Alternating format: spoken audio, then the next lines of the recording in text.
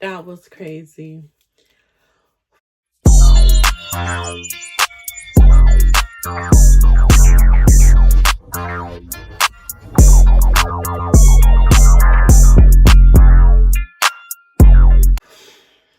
Let's talk about that first. Seth Rollins told Paul, now you owe me a favor. It doesn't matter what you got going on with your best friend of the world, CM Punk. It doesn't matter what you got going on, Roman. It don't matter because guess what? You owe me a favor now.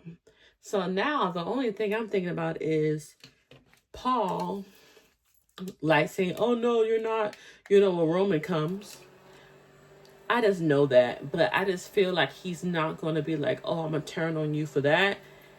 It has to happen close to WrestleMania, which is next week.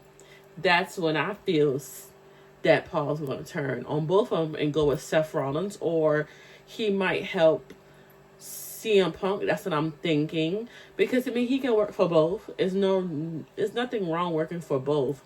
I think that might happen. I don't think he will turn and go with Seth. I don't see that happening. But a lot of people say that they can see that, but I'm like, I don't see that. I'm sorry. Like, I'm so used to Roman being with CM Punk, Roman Reigns, Brock Lesnar. He could even go with Braun Breaker, but I don't see him join forces with Seth Rollins. I don't see it, but you know how people be. And that wasn't the kicker. That was not one of the other best storylines. The other best storyline was Jey Uso. Jey Uso came out all black on black and white yeet glasses. We never seen that before. Black and white yeet glasses. He looked like his old Jey when he had fight Roman. Well, yeah, when he had fight Roman and when his brother fought Roman. That was the good promo. Jey was like, "You better um pray with your family, pray for about your family because I'm gonna say a prayer for you and me." I was like, he cooked that. The audience kind of wasn't like getting what he was meaning when like stop, yeeting, because this wasn't a point to yeet. Like his brother just got stomped and y'all yeeting. Like y'all, the crowd needs to pick and choose when they yeet, okay?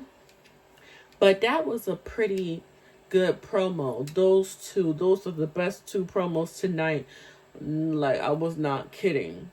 They finally stepped it up with the Jay thing, because at first it was just giving like he's scared of Gunther, but now it's giving Gunther scared of Jay, because it's just like it's coming from all angles now. Now we see a scared Gunther.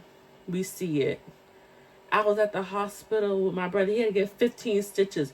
I like how Jay said that. Yeah, he probably didn't get 15, but he probably got 10 or 5. But still, I like how he over exaggerated. This is what we needed. This is what we wanted from the beginning. This is what we wanted, anticipated in a storyline. Is getting good. I'm surprised Cody wasn't on there, but probably on SmackDown he'll be there. But for the most part, those two promos was good. Matches wise, the Bailey and um her name, that match was okay, but at the end of the day, I hope the girl from Chad's group actually goes for her for the title. They did announce something new that is gonna be a fatal, I think like a match. Dominic, Finn, Braun Breaker, and Penta, or whichever one. I didn't really see the whole thing. They're going to be fighting for the title, and that's going to be good, because that match was pretty good too. I like how Finn came at the end. I knew Finn was going to come at the end, and he, demon time. I like Finn, okay? Don't get me wrong. Demon time. That's why I say Finn is going to win that match. But I also say that wouldn't be bad if Dominic win, but people gonna be mad if he wins. So they have to let Finn win that match. Let Finn get what he want. Let him break out of the group. Do it like that. He needs to lead the group if he's going to win the Intercontinental Championship. But that was a good match, to the point of Braun Breaker did come out and try to do what he do or whatever. So I can see that one. That one's cooking up. That one's gonna be a good one. The other match with Kofi Kingston and the New Day and the Viking Raiders was pretty good too, because we seen them actually, well, Viking Raiders did get disqualified. We can talk about that, but it was still good because the New Day, portray what they are, the villains, the heels. They did good. They beat the boy up, but they stopped that match, but didn't want to stop Jimmy from getting beat up. Okay, whatever. I don't know if they want Jay to win on his own. He's still gonna win on his own, but Jimmy probably will be back for that. We don't know, but we'll see. But that was a good match with the New Day too. It wasn't a lot of good matches. It was some some of them was like what are we doing? But overall, it was a better show from last week. I'll give you that. Yeah. I wonder what the secret is with Natalya and Maxine Dupree. I want to know what they want to do, a tag team, or Maxine Dupree want to fight one-on-one with somebody. That's what I'm thinking, because they never talked about what they wanted to do wise. I think that was the only other matches or cards that looked pretty well. This week for Raw, I'll give it a 7. It was solid.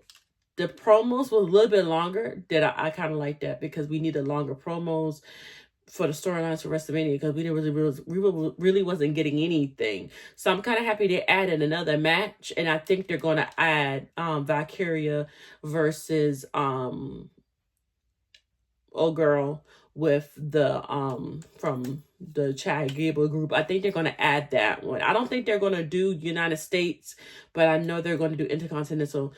That promo with Bianca and them, that was a good promo. It was short for some reason.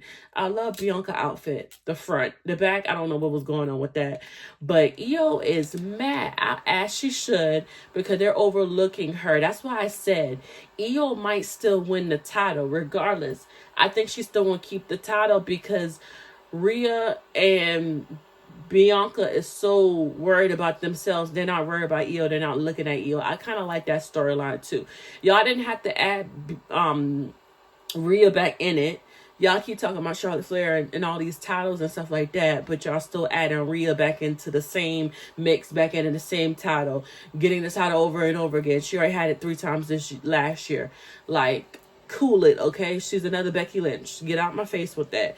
I would like Bianca to win, but I really think Io might slip up, because they're going to slip up. Them two going to slip up, and Io going to come in and win. Yeah, Bianca might get a rematch later on, but I don't think she will win at Backlash.